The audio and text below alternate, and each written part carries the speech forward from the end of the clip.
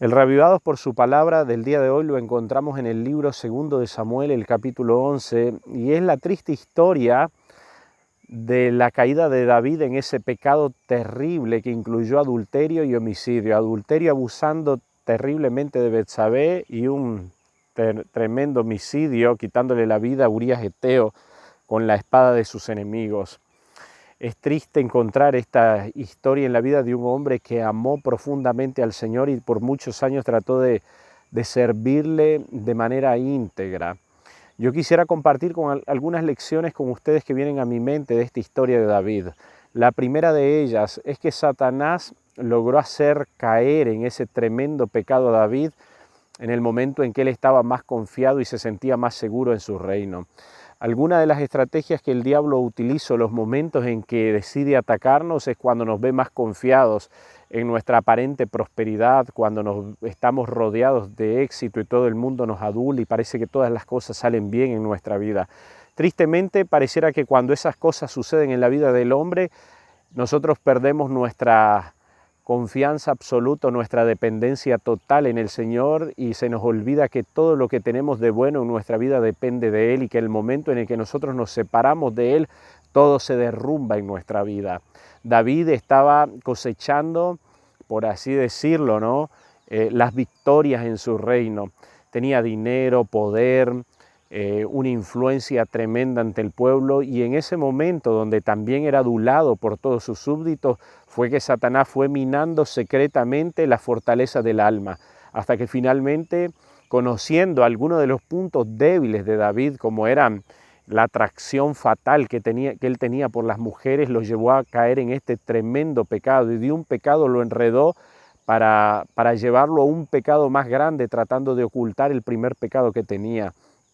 Cuando nosotros perdemos nuestra íntima relación con el Señor y estamos rodeados de los ajetreos o afanes de la vida y cosechamos éxitos, prosperidades, reconocimientos, nuestro trabajo parece que va muy bien y hay también beneficios económicos, pueden ser los momentos más propicios en los cuales el enemigo nos ataca. Los momentos de adversidad, de crisis, de necesidades y de apremio pareciera que no son los momentos que nos gustan, ¿no? Todos los rehuimos, pero si prestan atención en esos momentos donde nos sentimos más abatidos es cuando muchas veces tenemos nuestras relaciones o nuestros encuentros más profundos con el Señor. La segunda lección que viene a mi mente de la historia de David es que el pecado tiene terribles consecuencias de las cuales nosotros no podremos escapar aunque nos arrepintamos de todo corazón. Y es que la justicia de Dios amerita que nuestro pecado tenga una consecuencia o un castigo.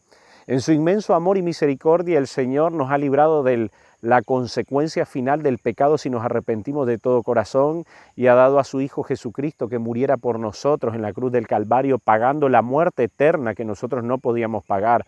Pero el Señor a sus hijos los reprende y los castiga para corregir nuestras acciones incorrectas y para prepararnos para ir al cielo. El Señor no dejó pasar por alto este terrible pecado de David y le mandó un mensajero, un profeta, que llevara un mensaje de amonestación y de reprensión a David. Las consecuencias que nosotros podemos ver en la vida de David fue que en primer lugar no tuvo paz en su conciencia. En el Salmo 32 él dice, mientras callé se envejecieron mis huesos en mi gemir todo el día. Cuando violamos nuestra conciencia porque conocemos los principios que Dios ha puesto en nuestro corazón, no podemos ser felices. Cuando nosotros transgredimos la ley de Dios y herimos a nuestro semejante, nuestra vida no puede tener paz.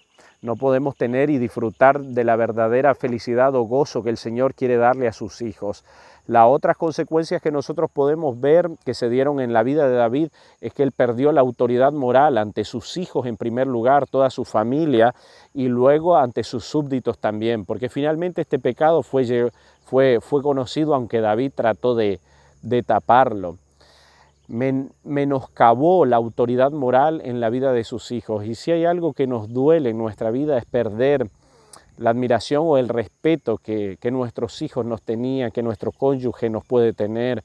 Muchas veces por aventurarnos en un pecado loco perdemos toda la vida de testimonio que hemos estado cultivando y tratando de darle gloria y honor a Dios en nuestra vida. En un momento de locura, el diablo derriba todo lo que tanto nos ha costado construir, por así decirlo.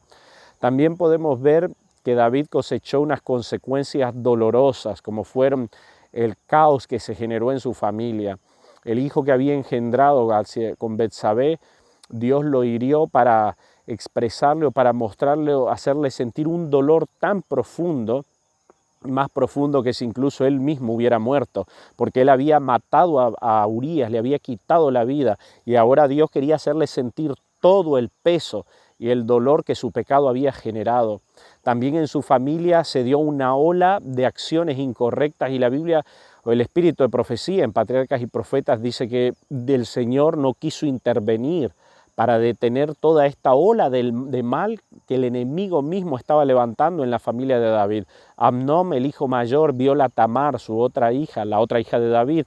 Luego Absalón, enojado porque David no reprende a Amnón, trama un asesinato hacia Amnón, y finalmente también Absalón decide rebelarse contra su padre. Una y otra vez David vio en su vida, después de ese pecado, las consecuencias terribles que él mismo había generado, y cuando huía de Absalón y salían a insultarlo, David callaba, porque estaba recordando, o su conciencia le decía, que todo lo que él estaba viviendo, la rebelión de su propio hijo, el que saliera alguien a insultarlo mientras él huía, sentía que era la justa reprensión que su pecado mismo había generado.